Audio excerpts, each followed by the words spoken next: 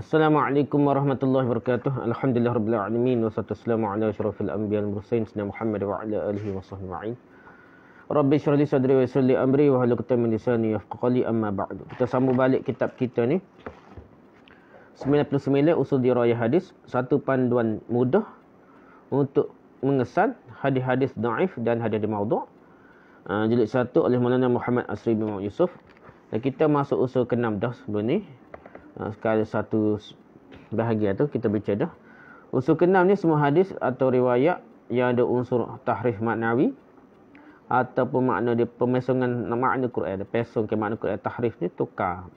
Pesong makna Quran adalah hadis palsu, kata bukan dhaif, palsu tu kan. Di mana pesongan itu bercanggah dengan Al-Quran, ayat-ayat Allah dalam Quran yang lain lah. Dan hadis-hadis Rasulnya yang sahih bertentangan dengan tu. Jadi dia akan jadi palsu atau lemah dia. Di sini sebut palsu tu kan. Contoh pertama kita baca dah, iaitu Lailatul Mubarakatun ditafsirkan dengan malam nisfu Sya'ban. Ni tahrif ataupun pesongkan makna dah. Sebenarnya Lailatul Qadar, malam Qadar pada bulan Ramadan itu tiba ibuh nisfu Sya'ban yang ada unsur Syiah lah. Kerana dikatakan Imam Mahdi dia lahir pada nisfu Sya'ban. Dah 15 Sya'ban tu dah. Tu cerita Syiah. Tu kata riwayat-riwayat walaupun nampak sangat kuat pun sebenarnya boleh di segi matanya tetap dipertikaikan, kerana apabila dia melibatkan nisfu Sya'ban ni masalah. Tidak ada sokongan tertentu. Seolah-olah ada unsur reka cipta lah. Walaupun sanak tu nampak okey sikit ni. Okey, sedangkan ayat Quran ni surah Ad-Dukhan ayat 1 hingga 3 atau 1 hingga 6 ni. Surah Ad-Dukhan ni cerita pasal Lailatul Mubarakatun, malam diberkati tu. Ada riwayat dalam tafsir Tabari dia kata malam nisfu Sya'ban, Ibn Abbas, Ikrimah dan Ibn Abbas lah. Tapi kritikan pertama hingga kritikan ke-8 kita baca dia, pertamanya ayat surah lain mentafsirkan surah ni, surah Dukhan ni ayat 1 hingga 5 tu ditafsirkan oleh surah Al-Qadar ayat 1 hingga 5 dah. Lailatul Qadar lah dah. Inna anzalnahu fi Lailatul Qadr dan seterusnya lah. Lepas tu ditafsir juga oleh ayat Quran surah Al-Baqarah ayat 185 dia, Syahr Ramadan allazi unzila fihi al-Quran. Kita baca sudah sebelum ni. Dan juga surah Al-Anfal ayat 41 dia. Wa'lamu annama qadimtum min syai'in tu. Ayat surah Al-Anfal ayat 41 juga cerita pasal peribadahan berlaku pada bulan Ramadan. Jadi benda ni saling banyak yang menyebut tentang Lailatul Qadar. Malam-malam yang surah Ad-Dukhan tu, Lailatul Mubarakatun melibatkan Lailatul Qadar. Dia tidak ada hak cerita pasal nisfu Sya'ban. Tiba-tiba riwayat tu sebut pasal nisfu Sya'ban. Tambah pula riwayat tu hanya kalau tinggi pun riwayat Ibn Abbas, Ikrimah lah. Tapi perawi ada kita baca dah sebelum ni. Dan selagi masalahnya hadis yang sahih, riwayat yang sahih daripada Ibn Abbas. Imam Suyuti sendiri sebut Lailatul Mubarakatun tu yang sahih, yang kuat lagi dah. Ibn Abbas kata cerita tu Lailatul Qadar, Lailatul Mubarakatun pada surah Ad-Dukhan tu, malam yang diberkati tu pada surah Ad-Dukhan ialah malam Lailatul Qadar pada bulan Ramadan, bukan malam nisfu Sya'ban. Waktu lebih kuat. Walaupun ada riwayat disandar kepada Ibn Abbas kata nisfu Sya'ban, malam diberkati pada surah Ad-Dukhan tu, tafsir tu. Tapi yang lebih kuatnya, yang sahihnya, riwayat sanad yang lebih kuat, iaitu Ibn Abbas berpendapat Lailatul Mubarakatun tu, surah Ad-Dukhan tu ialah Lailatul Qadar, malam Qadar dah. Itu riwayat lebih kuat dah. Dalam riwayat Hakim dah. Dan disepakati oleh Imam Zahabi, sahih lah. Okey, situ dah. Okey. Kita pergi pula komentar, kritikan ke-9, komentar ke-9 tentang contoh pertama ni. Contoh pertama. Amah mai ada amah. Mai ada. Okey. Contoh pertama ni.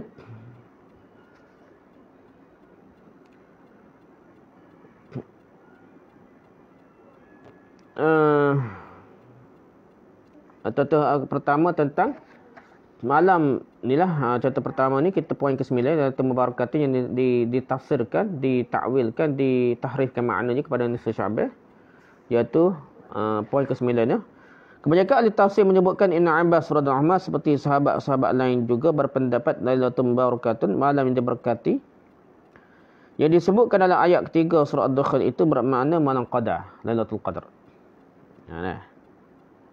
Ahli tafsir lain, bukan Ibn Abbas saja, sahabat-sahabat lain juga, Lailatul Mubarakatun tu bukanlah malam nisfu Sya'ban. Semuanya berpendapat malam Lailatul Qadar, malam qadar itu bulan Ramadan lah. Dalam surah Ad-Dukhan itu maksudnya bulan Ramadan. Malam qadar pada bulan Ramadan. Di bawah ini dikemukakan 3 sahaja rujukan tafsir muktabar yang dengan terang-terang menyebutkan Ibnu Abbas berpendapat demikian. Pertama, As-Sam'ani. Abul Muzaffar Mansur bin Muhammad bin Abdul Jabbar bin Ahmad meninggal pada 89 Hijrah dalam tafsirnya. Tafsir Sam'ani ketika mentafsirkan firman Allah Inna anzalnahu fi lailatul mubarakatin, mengulas bahawa ada 2 pendapat ulama berkenaan dengannya. Pertama, ia adalah malam qadar di bulan Ramadan. Ini adalah pendapat Ibn Abbas, Al-Hasan, Hasan Basri, Sa'id bin Jubair dan kebanyakan ahli tafsir. Kedua, ia adalah malam nisfu Sya'ban. Malam berkenaan disebutkan sebagai malam diberkati kerana terdapat banyaknya kebaikan padanya. Lihat tafsir Sam'ani jilid 1 muka 1 persatu. Okey, itu poin kisah kitab. Yang kedua, ketika mentafsirkan ayat keempat surah Ad-Dukhan, fiha yufraqu kullu amrin hakim, Al-Qurtubi dia, yakni Abu Abdullah Muhammad bin Ahmad bin Abu Bakar bin Farah Al-Qurtubi meninggal 971 Hijrah. Tafsir Qurtubi terkenal dah. Dalam tafsirnya Al-Jami' li Ahkam Al-Quran, yang juga dikenali sebagai tafsir Al-Qurtubi, menulis, kata Ibn Abbas, Allah memperteguhkan urusan dunia hingga ke tahun berikutnya pada malam qadar. Sama ada berkaitan dengan kehidupan, kematian atau rezeki. Demikian juga pendapat Qatadah, Mujahid, Hasan dan lain-lain. Nah, lihat Jami' al-Ahkam al-Quran jilid 16 haram muka surat 100 dah. Jadi Ibn Abbas kata dah, malam qadar dah, Lailatul Qadar iaitu pada bulan Ramadan. Bukannya malam nisfu Sya'ban. Cuma Syiah yang berbuh dah.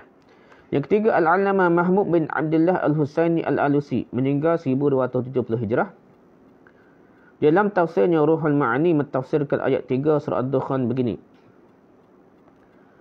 Inna anzalnahu, maksud dhamirnya itu ila al-kitabil mubin, yang tersebut dalam ayat kedua sebelumnya. Ia tidak lain Al-Quran juga adanya menurut pendapat yang mu'tabar. Nah, hu tu dhamir kepada Al-Quran lah. Nah, Kitabul Mubin.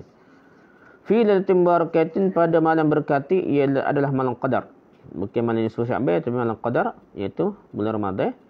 Menurut apa yang diriwayatkan daripada Ibn Abbas, Qatadah, Ibn Jubair, Mujahid, Ibn Zaid, Al-Hasan, Hasan Basri, ila tafsir kebanyakan mufassirin, ulama-ulama tafsir lah. Zahir ayat Quran menyokong pendapat mereka. Tafsir Ruhul Ma'ani jilid 13 muka 110. Ini Al-Alusi lah. Ruhul Ma'ani Al-Alusi lah ulama. Okey, itu kritikannya. Komentar yang ke-9 iaitu kebanyakan ahli tafsir kata malam qadar, bukannya nisfu Sya'ban. Ada yang sebut pendapat kedua, ada tak sebut langsung pun malam nisfu Sya'ban lah.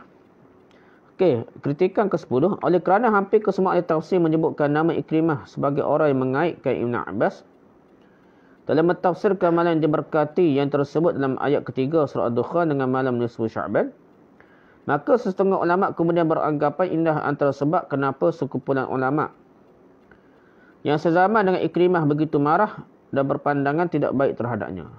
Okey, ni ada orang tidak sangka buruk pada Ikrimah kerana ada unsur-unsur gini lah. Tiba-tiba tak pernah terjadi lagi malam Lailatul Mubarakatin tu, cerita pasal nisfu Sya'ban, Sebelum tu semua cerita pasal malam qadar lah, Lailatul Qadar, tiba-tiba timbul pula dah. Jadi pelik lah. Mereka bahkan menganggap Ikrimah telah mengada-ngadakan cerita itu dan telah berdusta atas nama bekas tuannya Ibn Abbas. Tu dia ni hamba, tiba-tiba dia reka cerita berbuh nama Ibn Abbas dah. Di bawah ini dikemukakan sebahagian daripada pandangan tidak baik beberapa tokoh ulama sezaman dengan Ikrimah terhadap Ikrimah ni. Jadi pertama tokoh yang kritik Ikrimah ni, Sa'id bin Musayyib, Ibn Aun, Abdullah bin Aun meninggal 151 Hijrah, Muhammad bin Sirin, Hamad bin Zaid, Yahya bin Sa'id al-Ansari dan Imam Malik mengatakan Ikrimah kadzab, seorang pendusta besar. Jangan bukan main-main. Ikrimah ni dia hamba.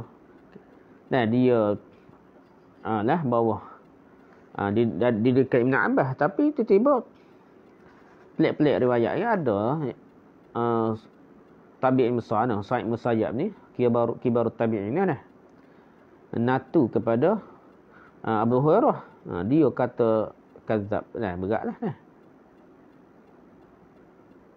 Jadi ramai kata kadzab termasuk Imam Malik. Yang kedua, anak Ibn Abbas sendiri bernama Ali pernah memberkas dan mengikat Ikrimah di pintu tandas. Anak Ibn Abbas sendiri. Lalu ada orang bertanya kenapa ia diberkas. Jawab Ali, si jahat ini telah berdusta atas nama ayahku. Sampai tahap tu dah. Dia buka tangan ikat Ikrimah ni sebab ia berdusta atas nama Ibn Abbas. Ini ayah kepada Ali ni, anak Ali ni anak kepada Ibn Abbas dah. Yang ketiga, Sa'id bin Musayyab ketika hampir meninggal dunia telah berpesan kepada hambanya yang bernama Burd. Begini, wahai Burd, janganlah engkau berdusta atas namaku seperti Ikrimah telah berdusta atas nama Ibn Abbas. Zaman dulu, hamba ni tak ada perai. Dan mereka sahabat-sahabat ni, kadang-kadang dia bukanlah perah hamba ni nak suruh buat kerja berat saja dah. Kadang-kadang dia paksa hamba-hamba ni mengaji dah. Jadi alim ulama. Lepas tu dia bebas jadi alim dah. Tapi ada setengah ni, jadi hamba dia ambil kesempatan, dia berdusta pula. Ni jadi marah ni nak. Jadi, Sa'id Musayyab ni kata ke hamba dia, jangan buat perangai apa Ikrimah, berdusta atas nama Ibn Abbas dah. Sa'id bin Musayyab tidak akan berpesan sebegitu, kecuali Ikrimah memang telah terkenal sebagai pendusta. Sa'id bin Musayyab bukan calon-calon manusia, kibarut tabi'in. Beliau anak seorang sahabat Nabi SAW, anak sahabat. Datuknya juga adalah seorang sahabat Nabi SAW juga. Beliau lahir di zaman pemerintahan Sayyidina Umar dan sempat bertemu dengan ribuan para sahabat radhiyallahu anhum. Pernah belajar dengan sahabat-sahabat lain. Beliau juga merupakan menantu Abu Hurairah. Dan di kalangan muhaddisin, Sa'id bin Musayyab terkenal sebagai Sayyidut Tabi'in. Penghulu para tabi'in. Dia ni bukan kibarut tabi'in saja dah. Sayyidut Tabi'in maksudnya penghulu para tabi'in. Tabi'in dia ketua, penghulu, tak mengulu, ketua kepada para tabi'in. Itu Sa'id bin Musayyab. Mursalatnya, hadis-hadis diriwayatkan secara mursal tanpa menyebut nama sahabat diterima baik, dia dianggap sahih oleh para muhaddisin. Kali sebut Rasulullah bersabda lalu, tak sebut nama sahabat, dia ni mursal yang sahih dah. Sahabat kata dia tak ayat, tentu dah ayat tua dia lah. Itu Abu Hurairah lah. Jadi tak ada orang kata dia ni ambil daripada orang lemah ke apa, tak ada. Semua orang anggap daripada sahabat yang besar. Beliau meninggal dunia pada tahun 91 Hijrah. Ketika Sa'id bin Musayyab berpesan begitu kepada hambanya Ikrimah masih hidup kerana Ikrimah meninggal dunia pada tahun 107 Hijrah. Ini menunjukkan sebelum 90 Hijrah lagi Ikrimah sudah terkenal sebagai pendusta dah. Jika dilihat kepada senarai nama orang-orang yang menganggap Ikrimah pendusta, terbukti mereka terdiri daripada tokoh-tokoh dari pelbagai negeri dan wilayah. Sa'id bin Musayyab dan Malik adalah tokoh di Madinah. Muhammad bin Sirin dan Ibn Aun adalah tokoh di Basrah. Bukan Madinah saja, di Basrah lagi dah, Iraq ni. Sementara Hamad bin Zaid pula adalah tokoh di Kufah, Iraq juga dah. Ya, tepat lain lah. Jadi tokoh besar-besar ni menganggap Ikrimah pendusta dah. Jadi kita nak kata dusta tak dusta tu nombor dua. Yang pentingnya kita tak boleh percaya teguh. Nak cerita poinnya situ dah. Macam cerita Ibn Ishaq memanglah ramai puji. Tapi ada sekali tu berat juga. Imam Malik kata dia kazab juga. Jadi kita nak berhati-hati. Tambah-tambah ni kita pasal malam qadar ni, kita tak boleh berhujah semata-mata riwayat dia. Kata Ibn Abbas berpendapat gitu, tambah-tambah bertentangan dengan hadis yang lebih sahih. Kita mesti berhati-hati, tidak terperangkap kita lah. Tertipu. Yang keempat, Hamad bin Zaid. Ini poin keempat lah tentang Ikrimah ni. Hamad bin Zaid sebelum meninggal dunia pada hari kewafatannya, Hamad bin Zaid ni berkata, aku mendengar Ayub menceritakan tentang Ikrimah. Bahawa dia berkata Allah menurunkan ayat-ayat mutasyabihat. Ayat-ayat mutasyabihat. Ayat mutasyabihat adalah lawan ayat-ayat muhkamat. Artinya ialah ayat-ayat yang tidak terang dan tidak jelas maksud sebenarnya. Ayat-ayat muhkamat pula ialah yang terang-terang dan jelas maksud sebenarnya. Jadi Allah menurunkan ayat mutasyabihat dalam Quran hanya untuk menyesatkan manusia dengannya. Jadi dia dengar Ayub ni, Hamad bin Zaid kata dia dengar Ayub ni kata Ikrimah kata Allah sengaja waktu ayat mutasyabihat nak suruh manusia sesat dah. Ada kau gitu dah. Setelah mengemukakannya, Imam Zahabi berkata alangkah keji dan jeleknya kata-kata ini. Kalau betul sungguh Ikrimah kata kita berat ni Ikrimah ni. Gitulah lebih kurang. Lihat Mizan yang I'tidal jilid 3 muka surat 94. Maka bagaimana akan diyakini benar kata-kata Ikrimah yang mengaitkan tafsiran seperti itu dengan Ibn Abbas? Mudah-mudah kita nak percaya dia dah. Itulah sebabnya selepas memukakan riwayat Ikrimah daripada Ibn Abbas tentang malam yang diberkati yang tersebut dalam ayat ketiga surah Ad-Dukhan itu adalah malam nisfu Sya'ban, bukan malam Lailatul Qadar, malam Lailatul Qadar, bukan malam Qadar bulan Ramadan. Az-Zahabi, Ibn Adi dan lain tokoh ulama rijal menghukumnya sebagai riwayat mungkar. Dah tak boleh percaya lah, mungkar tertolak. Riwayat yang dhaif bertentangan dengan riwayat yang sahih yang sebut malam Qadar iaitu Lailatul Mubarakatuh tu malam yang diberkati, malam Qadar bukan malam nisfu Sya'ban. Itu yang sahih. Okey, komentar yang ke-11. Setengah riwayat pula hanya mengemukakan tafsiran seperti itu sebagai pendapat Ikrimah semata-mata. Ia sama sekali tidak mengaitkannya dengan Ibn Abbas. Ada riwayat kata tak sebut pun Ibn Abbas berpendapat. Tetapi tafsiran itu begitu tidak disenangi oleh para ulama kerana ia tersasar dan terpesong jauh daripada kebenaran selain bercanggah dengan sekian banyak dari dalil Al-Quran dan Sunnah yang sahih. Jadi Allah tak suka lah kalau Ikrimah kata kalau dia tidaklah sebagaimana kritikan tetap juga kita tak boleh terima kerana dia bersendiri tidak disokong oleh mana-mana tokoh ulama besar Yang ke-12 bagi penulis riwayat daripada Ikrimah sama ada yang mengaitkan tafsiran itu dengan Ibn Abbas atau yang menampakkan ia hanyalah pendapat peribadi Ikrimah bukan pendapat Ibn Abbas, semuanya muttarib, semuanya tergoncang lah. Ia muttarib dari sudut sanad, goncang, tak kuat. Dari segi sudut sanad dan matan, isi kandungnya hadis pun tak goncang juga, kedua-duanya sekali. Di sudut sanad jelas sekali ittirabnya dah, goncang dia dah. Kerana setengahnya menyebutkan Ibn Abbas. Setengah yang lain pula menghentikan riwayat itu pada Ikrimah saja. Jadi riwayat itu sekali kata Ibn Abbas, sekali kata Ikrimah. Jadi sanad tergagah lah. Tafsiran itu tidak lebih daripada tafsiran dan pendapatnya semata-mata. Dari segi matanya isi kandungan hadis pula, riwayat Ikrimah kadang-kadang menyebutkan malam yang diberkati itu sebagai malam nisfu Sya'ban. Kadang-kadang pula dengan jelas menyebutkan ia malam Qadar. Ada juga riwayat Ikrimah pun kata kadang-kadang sebut Qadar, kadang-kadang sebut nisfu Sya'ban. Kerana itu riwayat Ikrimah tidak patut dipegang dalam masalah ini. Ia adalah riwayat yang tidak harus dipertanggungjawabkan. Sekali sebut malam Qadar, sekali sebut malam nisfu Sya'ban. Pelik juga ni. Okey, yang 13. Kritikan komentar yang 13. Untuk lebih jelas di bawah ini dikemukakan 3 riwayat daripada Ikrimah yang menunjukkan beliau mentafsirkan malam yang diberkati itu dan dengan malam Qadar.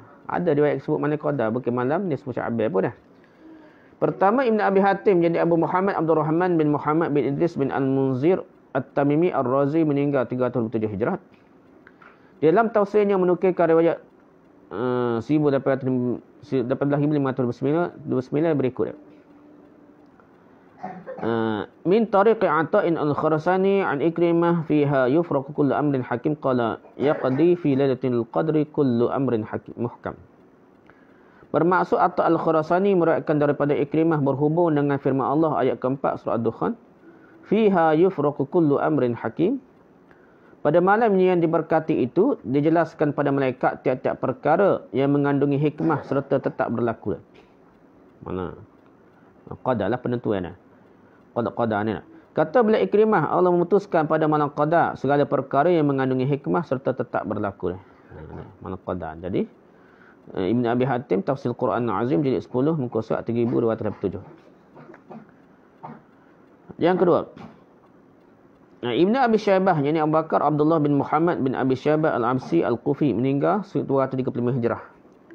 Dalam musannafnya di bawah tajuk Al-Hujjaj Yuktabuna Lailatul Qadri. Meriwayatkan haddatsna Al-Muharibi an Muhammad bin Suqah an Ikrimah qala yuktabu haju Baitullah fi Lailatul Qadri bi asma'ihim wa asma'i abaihim fama yughadaru minhum ahadun wa la yuzadu fihim ahadun. Bermaksud kata Ikrimah, ditulis nama-nama orang-orang yang akan mengerjakan haji dan nama-nama bapa mereka pada malam qadar.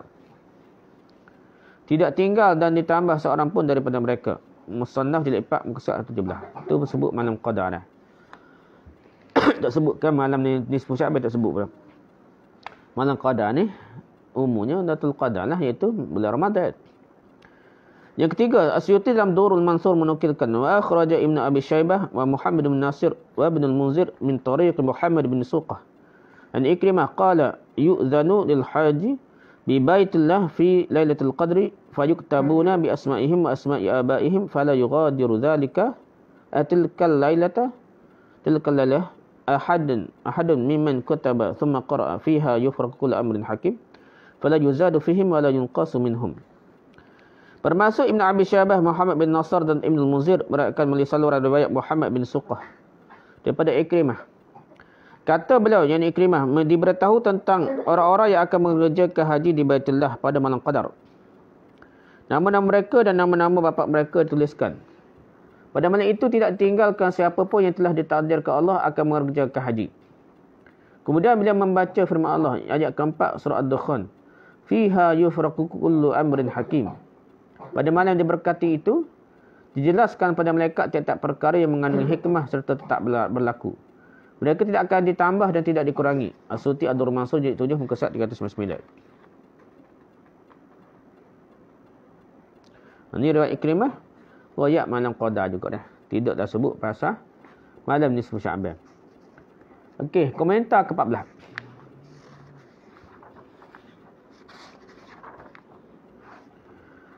Jika diandaikan memang Ikrimah berpendapat malam yang diberkati itu ialah malam nisfu Sya'ban, atau beliau memang meriwayatkan sebegitu sebagai tafsir Ibn Abbas terhadap ayat ketiga dan keempat surah Ad-Dukhan, dan ia sahih sekalipun, kalau kita anggap sahih lah, tetap juga riwayat seperti itu tertolak. Kerana ia adalah riwayat yang syaz. Syaz ni maksud dia riwayat yang sahih sanad dia, tapi bertentangan dengan riwayat yang lebih sahih, lebih kuat sanad dia dah. Jadi syaz lah.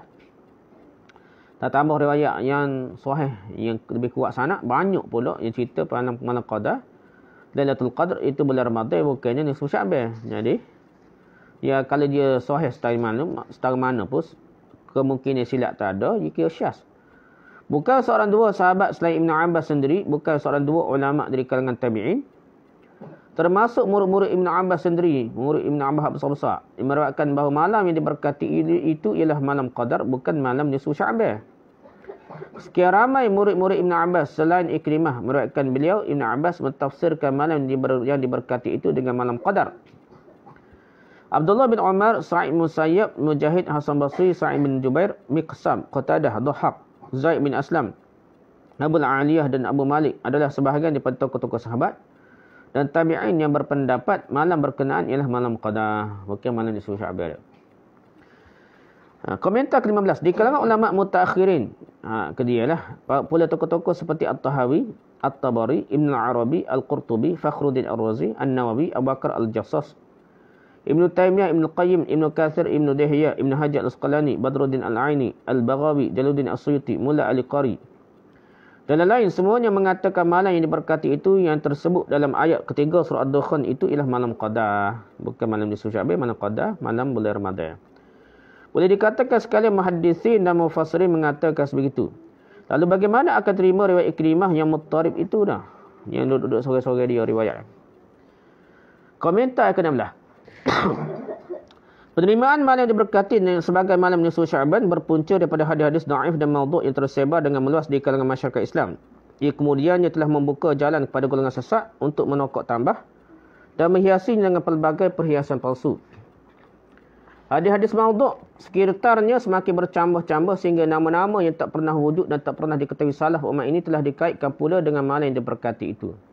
Muncullah pula nama-nama seperti Lailatul Bara'ah, Lailatul Saq, Lailatul Rahmah, Lailatul Takfir, Lailatul Qismah wa Taqdir, Lailatul Ijabah, Lailatul Syafa'ah, Lailatul Hayah dan lain-lain. Nama nisfu Sya'ban. Bubuh nama banyak-banyak. Jika telusuri sejarah, nama-nama ini tidak pernah wujud sebelum abad ke-5 Hijrah. Sebab itulah ia tidak dapat dikesan dalam kitab-kitab yang dikarang sebelum itu. Baik dalam tafsir, dalam kitab hadis dan lain-lain, nama yang digunakan untuknya sebelum itu hanyalah malam nisfu Sya'ban sahaja. Kitab-kitab yang menyebut malam nisfu Sya'ban sebagai malam Bara'ah misalnya adalah kitab-kitab yang paling awal tulis pada abad ke-5 Hijrah. Dan selepasnya, nama-nama itu adalah hasil ciptaan golongan sesat.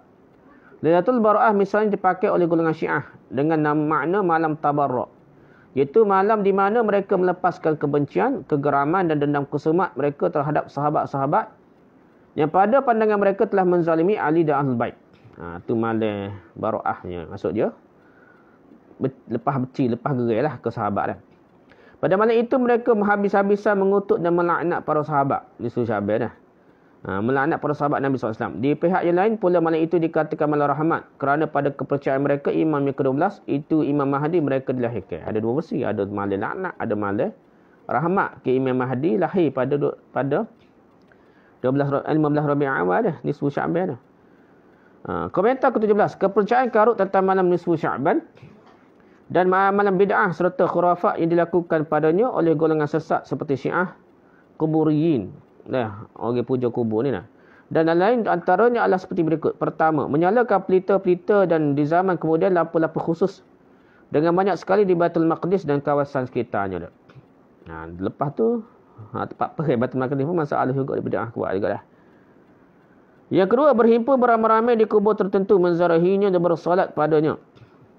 Solat pada kubur lah. Kubur pula dihiasi dengan bunga-bungaan, kelambu baharu dan pelbagai macam lampu berkelip pada malam nisfu Sya'ban dah. Yang ketiga, menurut ajaran Syiah, kelebihan yang besar sekali diperolehi orang yang menzarahi kubur Husain pada malam tersebut. Yang keempat, orang Syiah percaya pada malam nisfu Sya'ban itu roh-roh para nabi juga datang menzarahi kubur Husain. Kelima, selain Imam Mahdi Syiah dipercayai telah lahir pada malam nisfu Sya'ban, ia juga dipercayai akan muncul semula pada malam itu. Lahir pada masa tu, ia akan muncul baliklah, keluarlah Imam Mahdi Syiah ni pada 15 Sya'ban juga dah, nisfu Sya'ban. Yang keenam, mendapat kelebihan yang amat besar jika bermalam di Karbala pada malam nisfu Sya'ban. Ni Syiah ni. Yang ketujuh, menurut Syiah malam nisfu Sya'ban adalah satu malam yang dilarang seseorang bersetubuh dengan isterinya. Yang ke-8, pernah berapa lama dalam sejarah ada golongan tertentu berkumpul beramai-ramai dekat dengan telaga Zamzam pada malam nisfu Sya'ban. Kerana mereka percaya pada malam itu air telaga Zamzam melimpah dan menjadi pasang khurafat mereka lah. Ke-9 dan lain banyak lagi dah. Okey, komentar ke-18. Kelebihan dan keistimewaan malam itu pula dikaitkan dengan sekian banyak hadis dan asar-asar yang diada-adakan kemudian. Lepas tu banyak-banyak tu rekod-rekod kemudian lah. Antara lain yang berkenaan dengan pertama jaminan syurga kepada orang yang beribadat pada malam itu dah. Ada siapa ibadat boleh pahala besar. Syurga, jaminan syurga dah. Malam nisfu Sya'ban lah. Yang kedua, amalan manusia diangkat, dikemukakan kepada Allah pada malam itu. Ada riwayat dia kuat ni dah. Ceritanya amalan diangkat pula dah. Yang tiga, pada malam itu rahmat Allah mencurah turun ke bumi. Yang keempat, pada malam nisfu Sya'ban itu pintu keampunan Allah terbuka luas sekali kecuali kepada orang-orang yang melakukan dosa-dosa tertentu dah. Tak tegur siapa kau dah. Balah dia tak boleh keampunan dah. Pada malam nisfu Sya'ban. Pelik lah. So riwayat gitu. Tak ada sokongan riwayat lain. Tiba-tiba so riwayat. Kita kata kuat lagi. Sangat kalau kuat setamana ke pelik setelah tu, kita kena berhati-hati dah. Yang kelima, Allah pada malam itu turun ke langit dunia secara khusus. Ada riwayat tu dah. Gagah sikit dah. Yang keenam, kelebihan bersolat pada malam nisfu Syaban dengan solat-solat yang khusus dengannya dan berpuasa pada keesokan harinya dah. Sedangkan tak ada mazhab pun kata molek puasa semata-mata 15 Syaban. Tiba-tiba ada riwayat tersebut. Pelik dah. Yang ketujuh, ajal manusia ditentukan padanya dah. Yang ke-8, kelebihan berdoa pada malam nisfu Syaban. Yang ke-9, pada malam itu Allah berseru dengan seruan, adakah siapa hendak meminta keampunan, nescaya aku ampunkan. Adakah siapa hendak meminta sesuatu, nescaya aku berikan padanya. Itu yang sahihnya setiap satu per 3 malam terakhir ke gitulah dah. Tiba-tiba ni tiap-tiap masa hak biasa digunakan pada malam orang sembahyang tahajud, tiba-tiba semata-mata pada nisfu Syaban. Pelik lah riwayat ni. Seolahnya ciplak, tambah sikit dah. Yang ke-10, pada malam itu Allah memandang kepada Kaabah. Banyak lagi ke? Tak ada, sudah nyogok ni. Sudah ya. Yang ke-11, pada malam nisfu Syaban itu syurga dihiasi. Dan lain-lain lagi dah. Banyak lagi lah. Kita berhenti start tu lah. Dekat maghrib dah. Wallahualam. Tersambung lagi. Tak habis lagi jugalah. Tentang contoh pertama. Yang tahrif. Tukar makna Lailatul Qadar kepada makna Lailatul Mubarakah tu kepada Lailatul Nisfu Syaban lah. Bukannya Lailatul Qadar pada bulan Ramadan. Jadi itu adalah riwayat ada tapi kita kena tahu tak lah. Pelik. Wallahu a'lam. Subhanakallah bihamdika subhanakallah bihamdika subhanakallah bihamdika asyhadu an la ilaha illa anta astaghfiruka wa atubu ilaik. Assalamualaikum warahmatullahi wabarakatuh.